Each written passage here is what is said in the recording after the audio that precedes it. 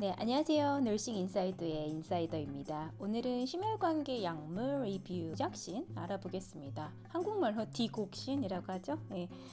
심혈관계 질환 관련돼서 임상에서 많이 보게 되는 약이고요. 간호학 시험들에서 앵클렉스, 간호국시에서 이제 좋아하는 약물 중 하나예요.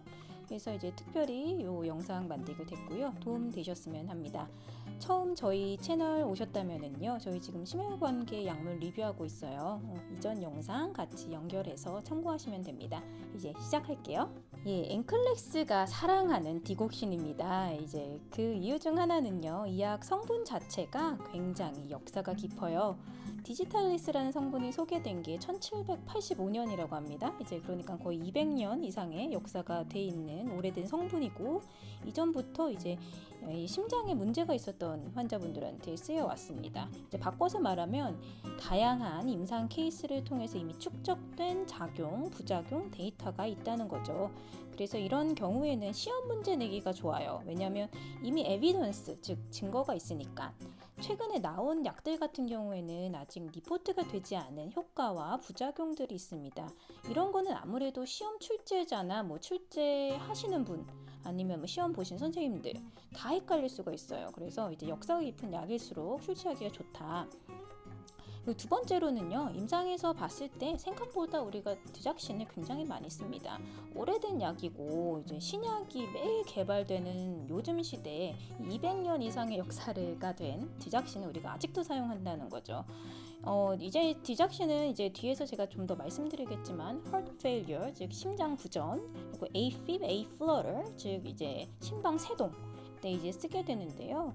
이런 컨디션 자체가 이제 크리티컬한 컨디션이에요. 그래서 바이탈을 굉장히 잘 봐줘야 되는 거죠. 그럼 바이탈을 누가 제일 먼저 체크하죠? 바로 우리 간호사 선생님들께서 제일 먼저 보시죠. 그러니까 이 약을 조금 잘 알고 계셔야 돼요. 그리고 언제 쓰는지, 그리고 뭘 봐줘야 되는지에 대해서 특별히 좀 알으셔야 되고, 특별히 우리 이 디작신 같은 경우에는 혈중 디작신 레벨을 좀 아셔야 되고, 전해질 수치, 특히 포타슘 레벨을 계속 모니터를 해줘야 되는 약입니다. 왜냐하면은요, 이 디작신이라는 약 때문에 나오는 부작용 중에서 가장 위험한 게 이제 아리스미아, 즉 부정맥이 올 수 있어요. 이제 부정맥이 이게 죽음으로 갈 수 있는 부정맥, 페탈할 수 있다고 하거든요. 그래서 이제 이것 때문에 사람이 이제 환자가 사망을 할 수 있어요. 그렇기 때문에 굉장히 위험한 부작용이기 때문에 우리가 조금 모니터를 좀 해줘야 되고, 이것 때문에 또 환자 교육도 잘 해줘야 된다. 그러니까 이제 우리가 줄줄이 소세지처럼 봐야 될 게 너무 많고, 그러니까 이제 앵클렉스가 문제로 이제 응용을 하기 시작해서 많이 나오고 있습니다. 예, 저희 저번 영상에서 약물 공부할 때 이름 알고 왜 쓰는지 알고 효과, 부작용, 그리고 간호는 뭐 해줄지, 환자 교육은 어떻게 해줄지에 대해서 이런 순서대로 이해를 하자라고 말씀드렸습니다. 그래서 저도 이 순서대로 진행을 할게요. 예, 디작신은요, 일반명이 디작신이에요, 디곡신. 그리고 브랜드명이 라녹신입니다. 가격은 이제 미국 기준으로 한국에 하루에 한 번 먹어서 한 달치 30알, 이 월마트에서 이제 미국 달러로 9불입니다. 이제 많이 비싼 약은 아니에요. 참고로 이거는 이제 굿RX라는 약 가격 비교 사이트입니다. 이제 미국 생활하실 때 도움 많이 되니까 알아두시면 좋을 것 같아요. 예, 그럼 두 번째로 우리가 언제 디작신을 쓰냐를 아셔야겠죠? 첫 번째는 heart failure, 즉 심장 부전 때 씁니다.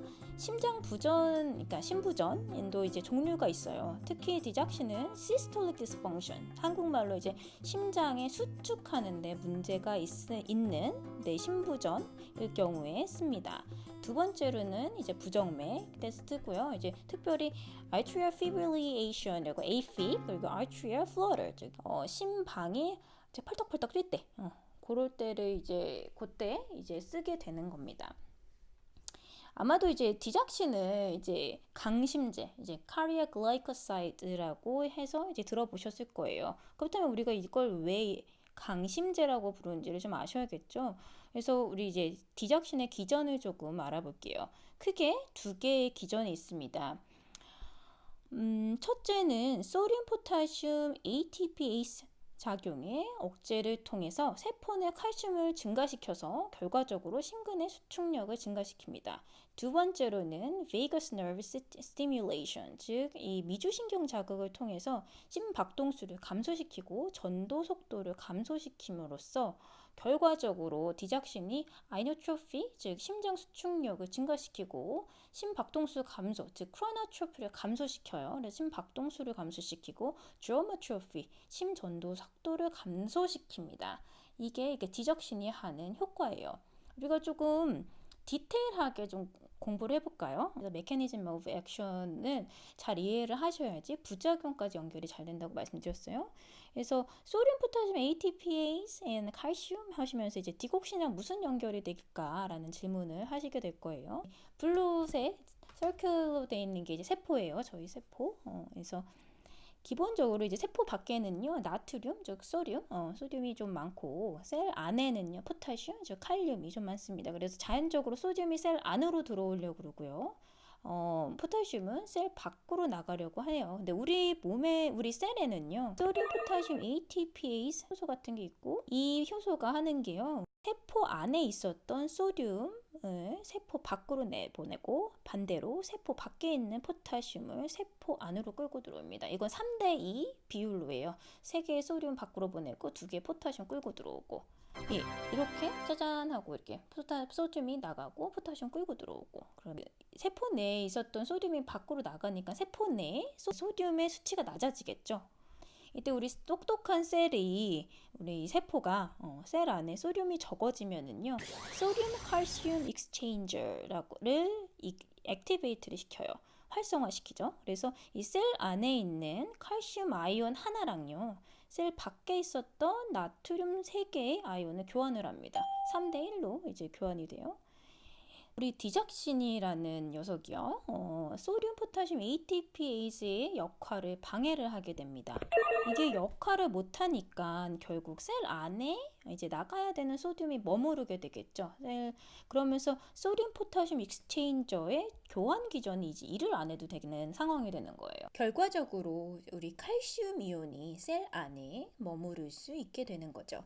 칼슘은요 근육 수축 기전에 영향을 줍니다. 이제 결과적으로 심장에 손상이 되어 있었던 심부전 환자의 경우 심장 근육 수축에 도움을 주게 되는 거고, 그래서 우리가 디곡신을 강심제라고 부르게 되는 겁니다. 네, 디곡신에 대한 이제 첫 번째 메커니즘은 이렇게 하나의 슬라이드로 설명이 가능할 것 같아요. 그래서 ATPase를 방해해서 세포 내 칼슘이 증가, 결국에 심장 수축력이 증가, 그래서 positive 아이노트로피다. 그래서 이거 아이노트로피, 크로노트로피, 드로모트로피, 요거 베타블로커에서 저희가 조금 멘션을 했습니다. 그래서 이게 디살리스, 우리 디각신은 이제 positive 아이노트로피, 그래서 강심제다. 여기까지 했습니다. 그 두 번째 기전은요. 이 디작신이요, 우리 몸의 미주신경을 자극을 한다는 거예요. 이제 네이버 이제 지식백과 같은데 이제 검색해 보세요. 아마 뭐 생리학 시간에 들어보시기도 하셨겠지만 이제 한번 그림을 보시면 더 이제 이해가 잘 되시거든요. 네이버 가셔서 미주신경 검색하시면은 요 그림이 또 나오거든요. 그러니까 한번 한국어로도 한번 보시고요. 그래서 미주신경이 자극이 되면은요, 우리 몸에 여러 가지 반응이 일어나요. 특별히 심장에서는요, 심장 박동수가 떨어지고요, 심장의 전도 속도가 지연이 됩니다. 즉, 네가티브 크로노트로피, 네가티브 드로모트로피가 되는 거예요. 이 기전 때문에 심장 심실세동, 즉 AFib, A-flutter 일 때 요 디작신이 사용이 되는 겁니다. 우리가 오늘 디작신이 언제 쓰는지, 그리고 우리 심장에 어떤 효과를 주는지에 대해서 이제 리뷰를 해보게 됐습니다. 이 슬라이드 한 장으로 우리가 간단하게 다 정리가 되는 거예요. 제가 주저리 오래 떠들었는데 사실 딱 요 한 장만 잘 알고 계시면 되는 거예요. 설명을 이게 쉽게 하려고 하는데 시간을 이렇게 많이 쓰네요. 바본가 봐요. 저희 그래서 우리 디작신과 간호 첫 시간 디작신의 기전과 효과에 대해서 알아보았습니다. 다음 시간에 우리 부작용, 디작신 탁시스리, 모니터해야 되는 뭐 혈중 농도 수치, 간호 주의사항에 대해서 알아보겠습니다. 수고하셨습니다. 이만 물러가겠습니다.